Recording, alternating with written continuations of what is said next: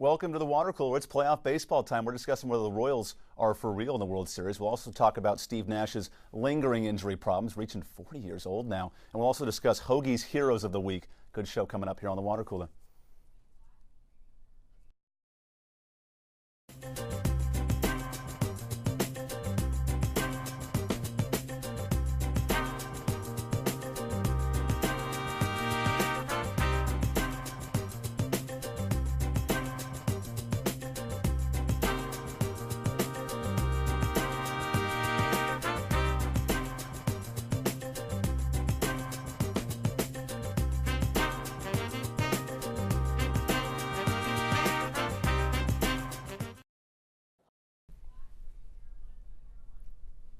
Tis the season for postseason baseball. The World Series is underway starting next week. And we got a good series coming up between two wild card teams for the first time since 2002. The Royals and the Giants, two teams you never would necessarily expect, unless you're an even-year fan for the Giants, of course. Alongside Chris Hoagie saying, Darian Nurian, I'm Evan Budrovich, ready to roll this thing. Playoff baseball.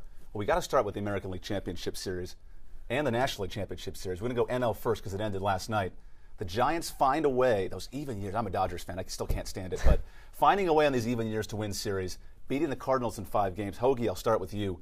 What do you think of the Giants' resiliency in this postseason? I certainly think they've been resilient, but I really think it goes back to those even years. It honestly seems like, and I really think this Hoagie, where's your Giants hat? Hold on. I'm making a point. I really think there could be something to this even year theory. Maybe, okay, look at Ishikawa hit one to right. Great call by Joe Buck. But maybe there's something to having a down year, not necessarily on purpose, but taking your foot off the gas pedal for a season and then really loading up the next year. It's obviously working for the Giants without right now. Matt Cain, with Gregor Blanco in center field, without their main stars but and the pitching Evan, staff. the Giants at the end of the day, they've had that same core in the center of it. They've had Buster Posey, Sandoval, and they've got Bumgarner really anchoring down that pitching rotation. We saw them go out and make some good moves. Jake Peavy, great pickup for them. And then Bruce Bochy has just done a magnificent job managing this team at the end of the day, and that's why they're going to the World Series and the Cardinals aren't. You mentioned Bochy, and I think he's the key to it. I think he's really climbing the all-time managers list at this point, especially if he can pick up another championship. I think all the credit, a good portion of it really should go to him. And then real quick, how vital was a guy like Yusmeiro Petit pitching out of the bullpen, doing such a great job slowing down the Cardinals? In postseason baseball, we've seen it with the Royals, with their trio. The bullpen really is going to be the anchor to that 7, 8, 9 inning thing. We saw with the Dodgers, they didn't have a bullpen at all, but the Giants have had it, and that's why they're going to the World Series. So one team that does have a great bullpen, like Darian mentioned, the Kansas City Royals, 8-0 in the postseason for the first time in over 15 years for a postseason club. Guys, look at this Royals squad coming in, so underrated, having to wildly come back down a couple runs against Oakland just to make the series. They beat Anaheim in a sweep. Then they sweep away Baltimore. We're sorry, Rachel, for that one. I picked wrong there. But the way Kansas City's playing the style of baseball, good pitching, good defense, is it for real or a byproduct of some tough opponents? I mean, definitely. We're talking about how the Royals are, the Cinderella team of these playoffs. They've won 8 straight, but at the same time, they're really good too, and they're inspiring this new style of baseball with speed, defense, and great pitching. Like I was talking about, I was harping on their great bullpen earlier. Their trio of Herrera, Davis, and then Holland to close out games has just been, at the end of the day, that's really what has allowed them to prevail and go on the streak, and they're rolling to the World Series. Absolutely. I agree with everything you just said about the style. The new Moneyball going with speed and defense. A team that was last in the league in walks, last in the league in home runs. Anti-Billy Bean theories right there. I do just want to counter for a second to you, Hoagie. The Angels with a flawed pitching staff, the Orioles with all the injuries they suffered over the year. Was it really the Royals being the best team or just being the healthiest team at the end of the year? No, they're the hottest team right now. And people are talking about how, the postseason and playoff and MLB baseball is a crapshoot because at the end of the day, the team that's really rolling at this time of year is going to win it all. But like you said, it can't be a crapshoot when you're sweeping all of these teams. I definitely think it comes back to what you said, the healthiest team, the hottest team at the end of the year. So now as we look forward to both these clubs starting on Tuesday night, great series coming up. If you can find it on your remote, I believe it's Fox Sports 1, 2 for that one. Joe Buck on the call, one of our favorites. But Giants and Royals in the World Series, 2 wild card teams as I mentioned, but 2 teams coming from different directions. You look at the Giants, late clutch hitting, the Royals, that pitching staff, you get late in the game, they're not going to allow you to win it. So my question is, who do you got in the series and who has the advantage? what happens when two teams of destiny run into each other. You've Destiny, got, that's yeah, an interesting choice. you've got knew the we were gonna hear that one. predestined even-year Giants and the magical Kansas City Royals. I did pick the Royals to start the other week, but I'm going to flip-flop. Classic flip-flop. I'm going to flip-flop. I really just don't see any way to beat this Giants team right now, and I know the Kansas City Royals. No, I know the Kansas City. Hold on, I know the Kansas City Royals are unbeaten at this point, but when you're watching that game last night, you knew before it happened that the Giants were. You're saying that you see no way that you can see a team beating this Giants team, more like this Royals team who's not lost all playoff long. They're stealing bases. I'm not going with the numbers. I I'm will going with just my gut. argue here. When adversity strikes, and if they lose a game to Bumgarner by chance, how do done. you Mentally, they respond would in the be rest done. of that series? Ned Yost. Ned Yost has no idea what he's doing. Bruce Bochy. Hold on a second. No, not yet. I'm rolling with Ned still, but he's not Bruce Bochy. Bruce Bochy, no matter what happens, is going to be even keel, and he's going to have his team ready to play, no matter how it starts. If the Royals go down early, I don't see them coming back. And I'm sure we'll see, what happens in will. game one with Bumgarner, most likely on the mound. Unlimited rest. I have the Royals in this one. I think that they are the actual team of destiny here. They haven't been in a World Series since 1985, back when Back to the Future was in theaters. But what about 2014? What about? In 2014, I'm going to roll with Paul Rudd's team. I'm going to roll with the Royals. The Royals are certainly cooking right now. My only question is, just for this series, in Kansas City where the ball doesn't fly to the park, can these pitching staffs dominate? You could say the exact same about San Francisco. They're both big outfields. Let's remember now. And the Royals, I think, here are the much better defensive team with Aoki, Kane, and Gordon in the outfield. Yeah, the Giants' only 2 home runs in this past series were in that final game. So you're really get them not when it counts, right? Yeah, exactly. So I think there's going to be timely hitting, timely home runs at the end of the day. But it's going to be a great series to watch. Looking forward to it. Now, guys, for some games more pertinent to us here in Los Angeles, the USC Trojans trying to win 2 straight games. Funny to think they've only done it once this year. Against a Colorado Buffalo squad that's improved from last season, but by no means to the caliber of USC. The spread coming into this game was 19.5 points. It's fluctuated a little bit here and there, but sitting around 19 to 20. Is that a fair number coming into this game, and can Colorado keep it close? I mean, with this USC team, we really don't know what we're going to get, especially in the fourth quarter. This is an improved Colorado team from last year, second year for Mike McIntyre. We've seen a very up-tempo, pass-happy team, but at the end of the day, they have one of the worst rush defenses in the Pac-12. Facing the best Pac-12 running back in Buck Allen. In Buck Allen, exactly. So I expect USC to come out early and just really knock them out. Run down their throats. Let's see if Buck Allen can have a 200, 300-yard game. I think that USC will win this game about 20 points. I want to see them put up 50 points. I've got to think USC football must be one of the hardest teams for Las Vegas to set the spread.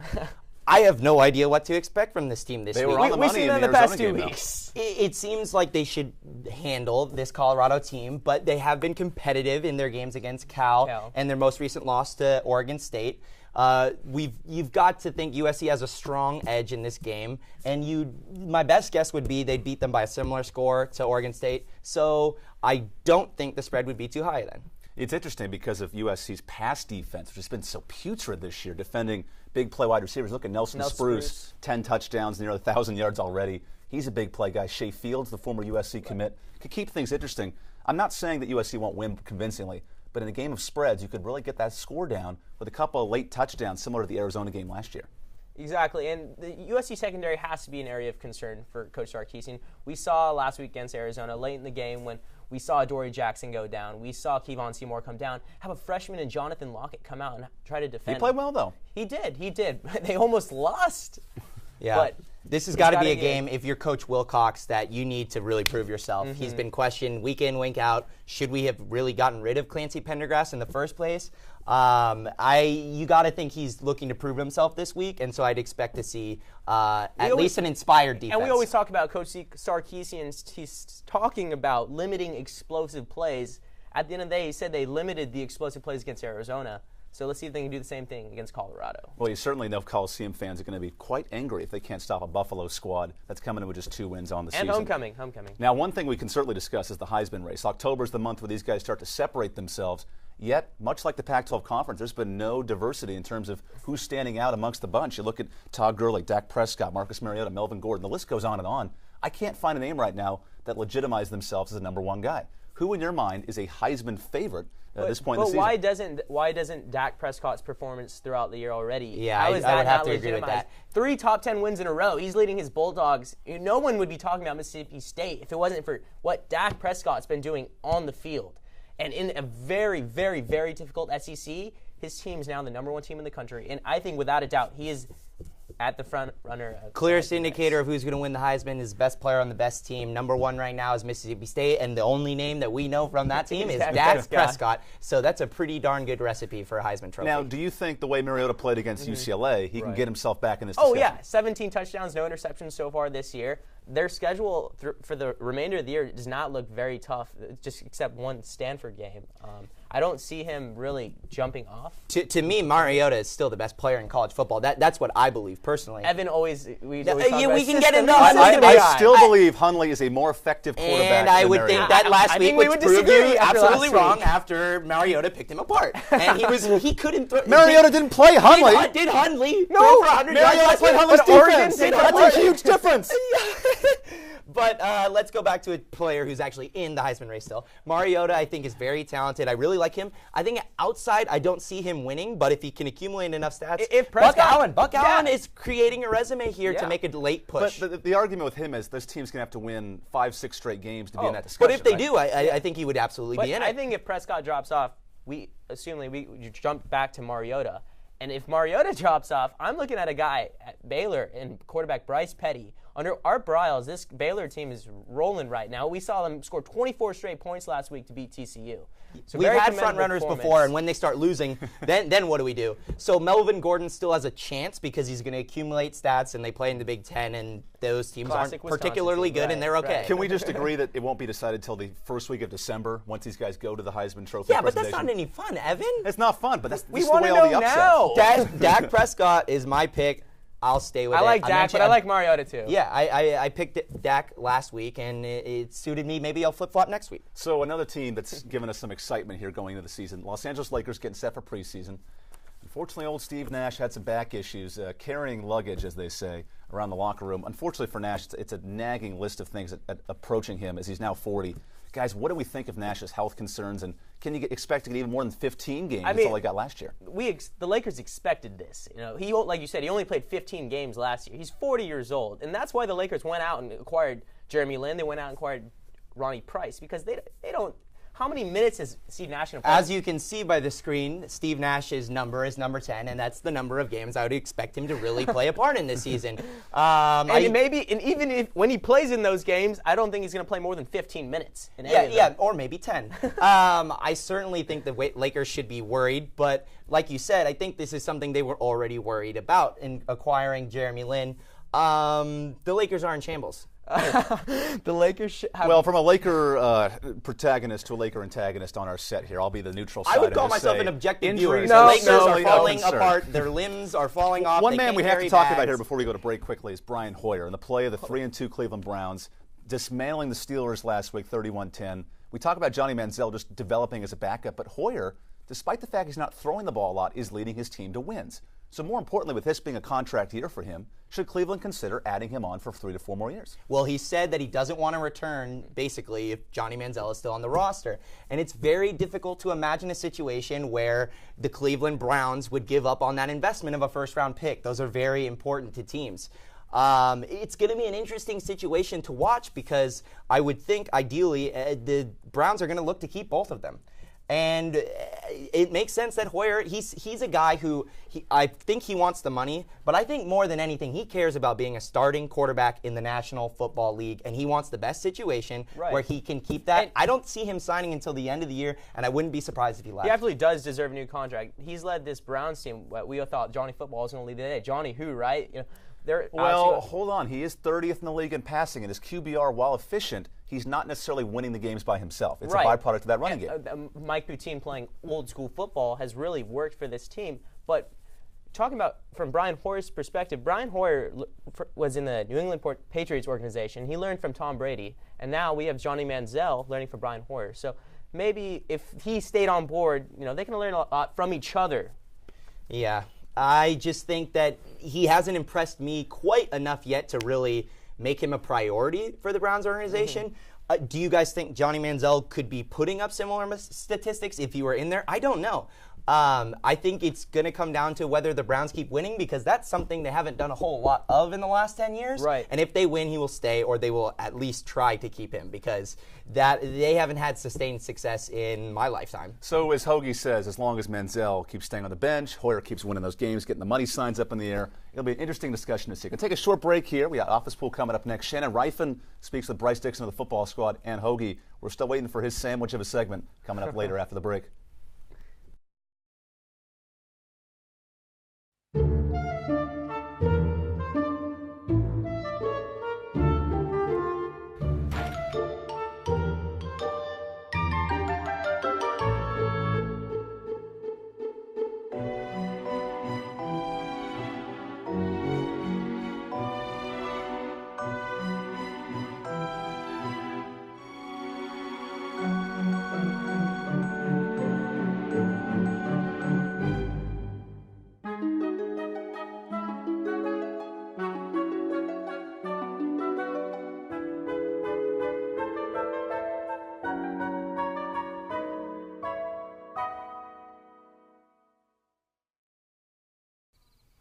Smile, baby Jane.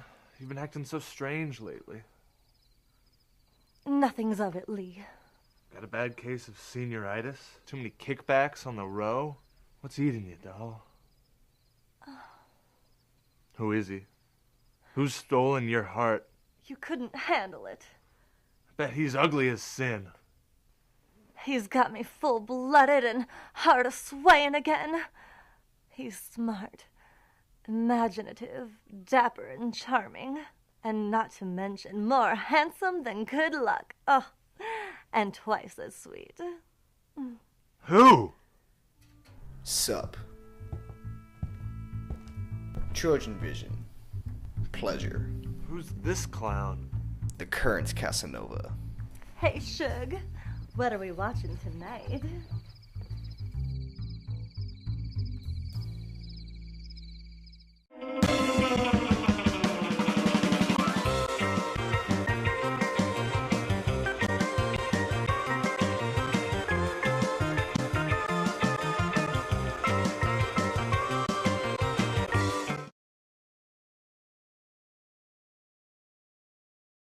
Cooler here. Our own Shannon Reifin spoke with four-star tight end, now freshman Bryce Dixon, about his development in USC's football program. Take a look.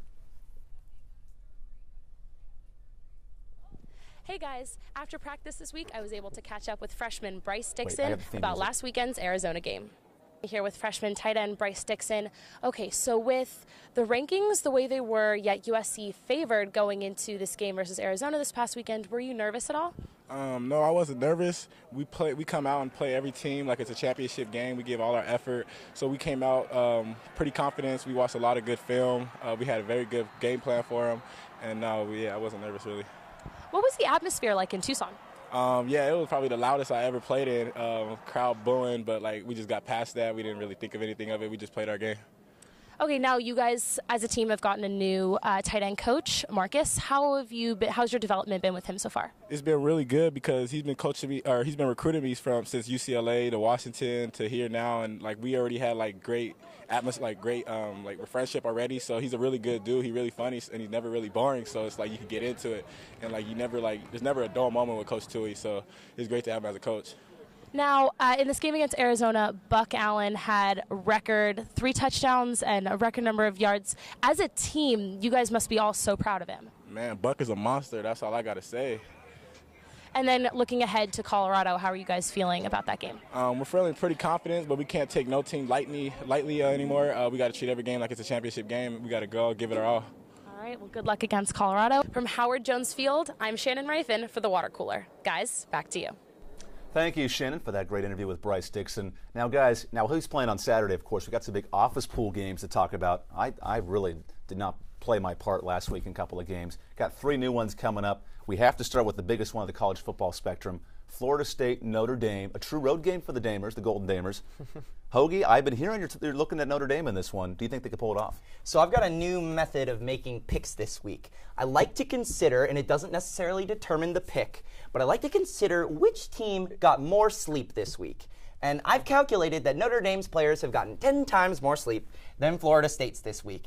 And with that being said, I like Notre Dame in this matchup. I think they're going to be well rested. I think Brian Kelly's had them in their beds tucked in by 9 o'clock every night. In midterm season? Is no. that what so what are you saying? The Florida State team? I think they're out partying. No.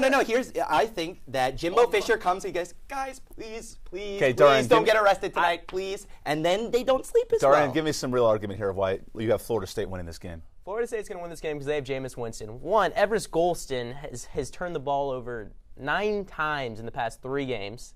This Florida State team has Winston and Green up front. They're at home. They're going to win this game. They're going to make it to the college football playoff. And they got less sleep. So they're winners. Well, more simply I have put, both teams in the college football playoff. Don't get me wrong. I don't trust Notre Dame's defense to slow down Florida State's offense. That's why I see always here. Florida State has the worst pass rush in the ACC. They're not creating any pressure. And Notre Dame has a fantastic offensive line. On the other hand, I think Notre Dame has a pretty solid defense.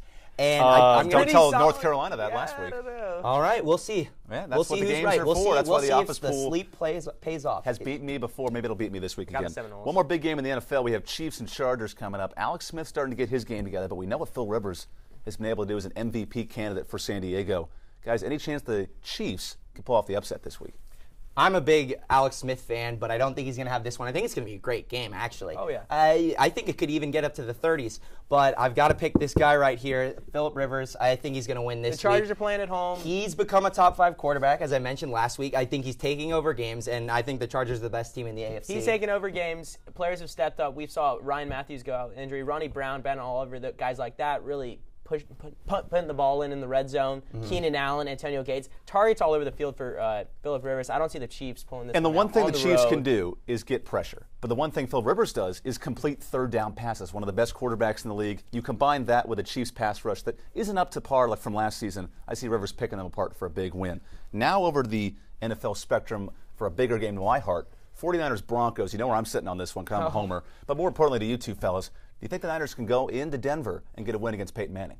Again, I'm going to go with sleep here. The Niners with a terrible schedule. What a horrible schedule that they have to play on Monday night and then they have to travel to Mile High. Traveling in this schedule is a reality that we choose to ignore sometimes, but I think it is real. While on the other hand, the Broncos are rested and at home. I like the Broncos. Sleep. I also do like the Broncos, not for the same reason that Hoagie has. Although wear and tear and sleep is very valid reason. They're realities. They're not fun to mention, but they are day, realities in sports. The 49ers is going to try to run the ball. And the Broncos have one of the most stout run defenses in the league. I think Frank Gore's going to have a lot of trouble getting through the line, the scrimmage. And then we're going to have Colin Kaepernick coming out and trying to The one make thing I will plays. argue, though, under Jim Harbaugh the last 3-4 years, the best road record in football, the way they play the game. So And can that game not travel into Denver? With the Niners especially, they always play their best when they meet a challenge. I think this is going to be a really and great it is game. a challenge because they're going against Peyton Manning, you said, in Monday night. It feels like to get these guys really focused, they have to be in this panic mode where they have a shortened week. They are playing the best quarterback in football. So you're making my argument for me. No, I'm making the argument that it's going to be a great game, but I don't think it's going to be quite enough. I think these are arguably two of the best teams in football, but I think Peyton's as much as going the to get 49ers have struggled, so have the Seahawks. So that NFC West race is just going to be. It's wide open right now. The Cardinals are still in it too. And sadly, the Rams really have no shot, but those 3 teams, like you mentioned, are some good ones. Now, for one team that did not come up clutch this postseason, the Orioles, Kansas City had a little bit of fun of their own in the postgame press conference. Got some great T-shirts to show you of the Royals celebrating not only their victory, but just bashing the O's in a sense. So we'll show you those shirts right now. Yeah, it's really interesting to see. This is Jeremy Guthrie, correct? Yeah, Jeremy Guthrie. These O's ain't royal. Yeah, Like he was the leading pitcher for the Orioles for years and years on terrible teams. So it's pretty interesting to see him disrespect them a little bit. Darian, like did you support the way Kansas City backed it up and then won Game 4 and swept them right Oh there? yeah. No problem with it whatsoever. Winning solves everything. Well, except if you're Percy Harvin. And Because Jameis Winston. He just got dumped off to the Jets. We got breaking news, so to speak, here on our show. So Percy Harvin going to the Jets. We saw the way they came up so close, but yet no cigar against the Pats last night. Maybe some interferences on the extra point field goal attempt at the end of the game there. Anyway, point being, Harvin now to the Jets. Guys, what do we think about this for Geno Smith and the Jets' offensive just explosiveness? I mean, without a doubt, it's going to help, but I feel bad for Percy Harvin, being tossed away from a championship contending Seahawks team to a crapshoot in the New York Jets. I do not think it's going to help. I do not believe that the Jets can be helped. It's just a and Hail I Mary. think it's a panic move by a team that desperately wants to win this AFC East. And the harder and harder the Jets seem to try, the worse and worse they do. Okay, final question on this part. Rex Ryan, is he now Gone. a coach Gone. with a head sliced Deceased. off from the body? Deceased. He is deceased. He's, Any chance he he's can a preserve chicken his with- job? Chicken with his RIP. head cut off. Chicken with his head. Chicken with his head cut off is a great image. Any surprises, though, with Buffalo? Just looking at the AFC, because you guys mentioned you thought it was the weakest division up for grabs. It still is. I still see it being the Patriots to lose until I'm told otherwise. Because Bill Belichick has won it a Because million Bill times. Belichick said so. Even the way Tom Brady has shown ways to not only be great, but also kind of mediocre at the same time in the course of a game. He hasn't been able to put teams away the way we expected. The way we've used to see him do Right. that, right? You know, I'm picking the Pats. Where are you guys looking? Do you think No, this is a no, good I'm saying move the Pats still? are going to win the division. I'm just saying, can Buffalo possibly scare them? We saw What does last it week say it about the didn't. Seahawks, though, that they were willing to give up on? It seems like this is a project they were really invested in, and he helped them so much in the Super Bowl. You would have thought they would have waited to get him healthy. It's a cap issue. You got to pay Russell Wilson next year. You have to start paying your offensive linemen big contracts. And it's the just an Legion of accumulation. Boom. Don't forget the Legion of Boom. A lot of money goes They're there. due for some money. That's a now, great guys, point. Chris, I hear he has a great segment coming up for us. Take it away, bud. Hoagie's Heroes, let's do it, baby. Let's get that graphic up. This is the first of many to come. Hoagie's Hero of the Week. This week, it's Paul Rudd's mom. Let's roll the clip. I can talk about her. Gloria Rudd. Let's see her. Let's. Gloria. Well, we're not going to see her, but we're going to see Paul specifically. Here it goes. I'm going to be partying at my mom's house. All right, is everybody invited or just select group? Hey, party at my mom's, man. She's out of town. I got a keg. It's going to be sweet. All right, party at Paul Rudd's mom's house tonight, Royals fans. Yeah, Let's send it back to you. $5 cover. Yes, so as you can see, it's just a $5 cover charge to go to Paul Rudd's kegger. His mom's out of town. What a nice Funny thing, to I was do. actually there. Great party. Yeah, an absolutely wonderful thing for Paul Rudd's mom to do. She's out of town, but she still managed to get him a keg so he can have a party with all of his friends. What do you guys think? I still can't believe you guys aren't picking the Giants. Or aren't picking the Royals, I should say. I understand. I that you're did on pick this the Giants Royals. Paul bandwagon. Rudd's mom is swaying She's here. throwing a party. The city of Kansas City is might on flip fire. back. I might the women's flip back. national team played there a couple Gloria days ago. Rudd, Hoagie's Hero of the The Week. city of Kansas Great City party, is Paul. popping Great right party. now. Thank you, Gloria. Great party, baseball. Gloria. Great. But really, great though, mom. would you go to a Paul Rudd hosted event? Have your moms ever hosted a kegger for you, or have you ever had a kegger for you I don't think my mom yourselves? would support that. So Unless I that's win a why national meant- championship for USC football, I don't think I'm getting a keg. For And my Paul mom. Rudd didn't even play that night. She just knew that he wanted to have fun with his friends, and that's what moms are all about. Well, your parents are in studio, Hoagie, so we'll give you a shot here to bring up your best sports argument of why you think the Giants are the best team in baseball.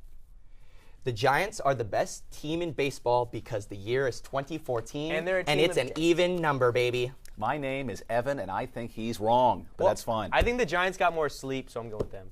That's a great argument. They're sleeping soundly. I do think the Giants have a recipe for sleep. That must be behind it. You've got to think Bochy sleeps more than any other manager in baseball. Can you share that with you and I so we are ready for midterm season and then finals coming up in a few weeks? Yeah, the most important thing you can do for your midterms is to sleep. Oh, also, will USC win the Pac-12 South? They got Colorado, Arizona. Yes. Yes. Hoagie's and all on the fight Trojan I'm in. bandwagon. So as we depart with you on that good note here, expect the Trojans to win this weekend. Great show with the water cooler. Thank you to Hoagie's parents for coming out this weekend. And happy homecoming weekend to everyone at home. Thank you for tuning into the water cooler. Trojan Vision, you know what's coming up. Fridays Right on, at guys. 2:30 every week. Thanks.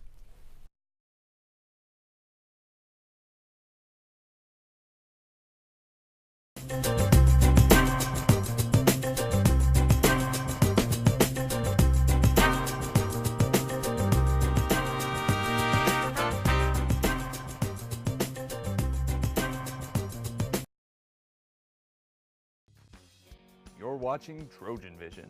For more of your favorite shows,